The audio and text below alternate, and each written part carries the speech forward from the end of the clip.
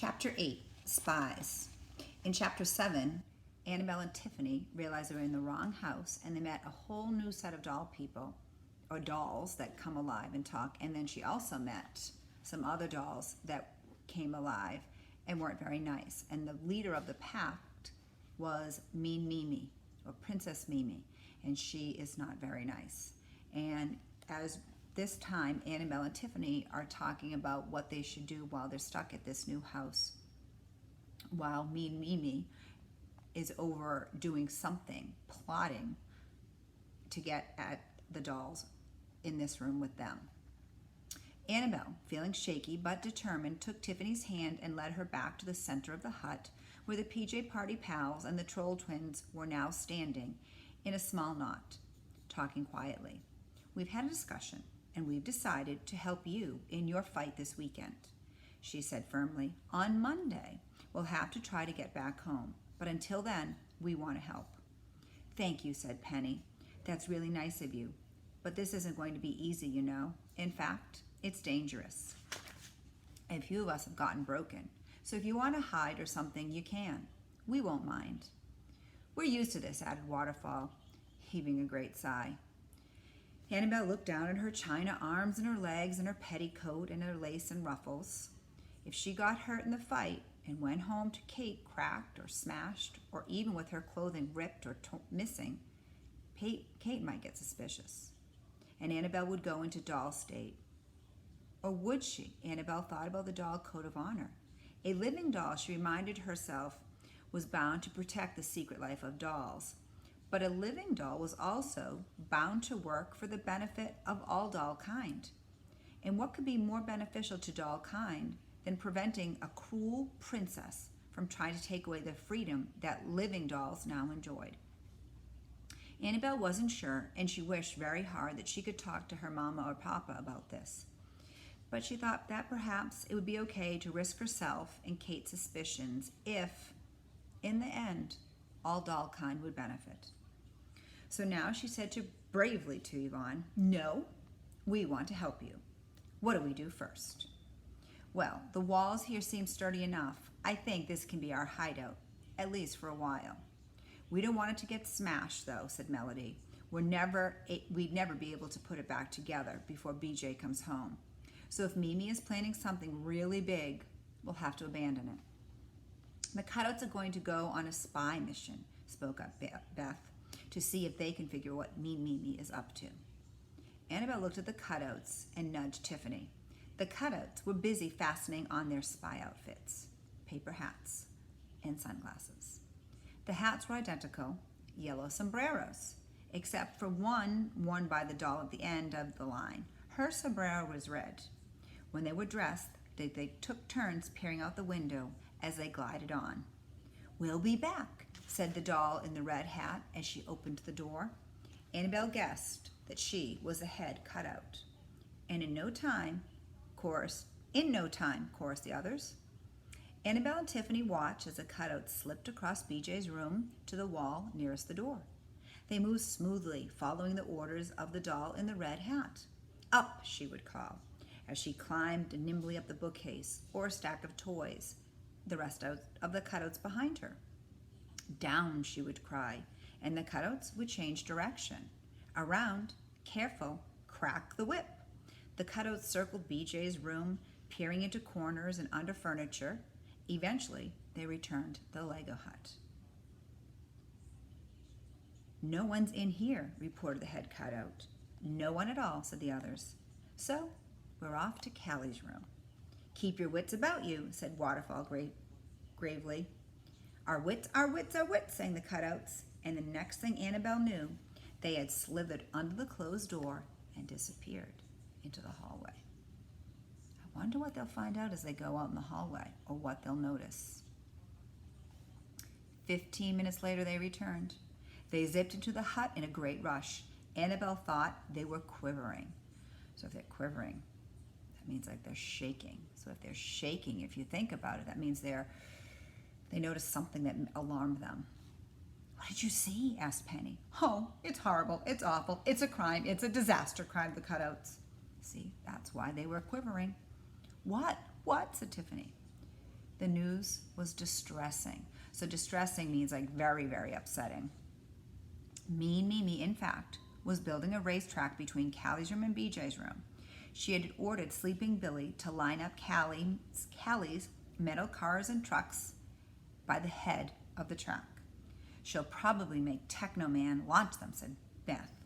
Technoman, the cutouts reported, was checking his lasers and his spinning gadgets and looking important.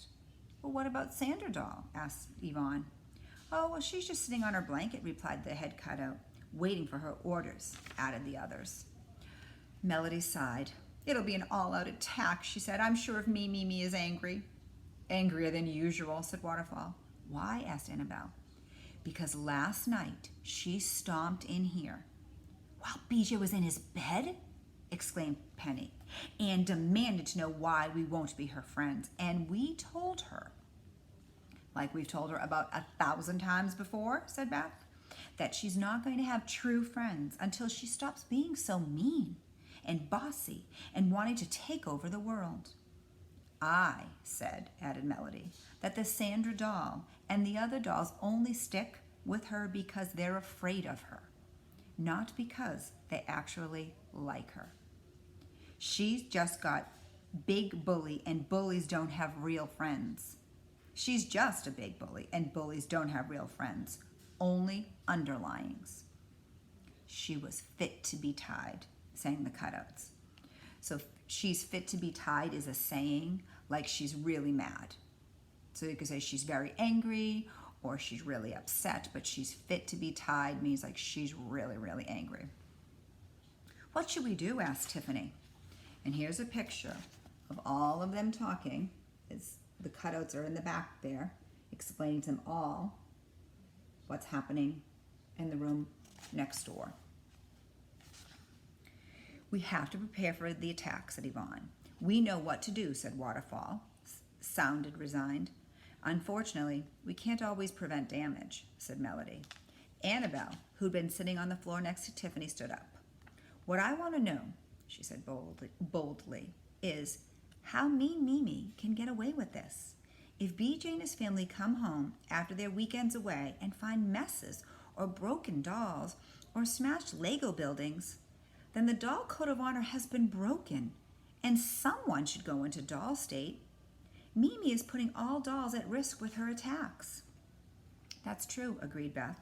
The thing is, so far, no one has actually caught her in the act. But we think it's just a matter of time before something so big, so absolutely horrendous happens that maybe all of us will go in doll state. Or even permanent doll state, said Melody. Annabelle's hand flew to her mouth, and she gasped. She wanted to ask the dolls if they really believed in permanent doll state, but now wasn't the time. We don't know how to stop Mean Mimi, though, said Penny. At least not yet. We'll talk to her, but she doesn't listen to us. And we can't overpower her while she controls Technoman and Sleeping Billy and the Sandra doll. So all we can do is ward off her attacks. And we'd better be prepared, said Melody. Come on, everybody. Let's get to work. Beth, you're in charge of the barricades. Waterfall, you're in charge of the booby traps. Cutouts, plan your next spy mission. Okay, said Beth. Melody, you and Tiffany work with me. That leaves Annabelle, Yvonne, and Penny to work with me, said Waterfall.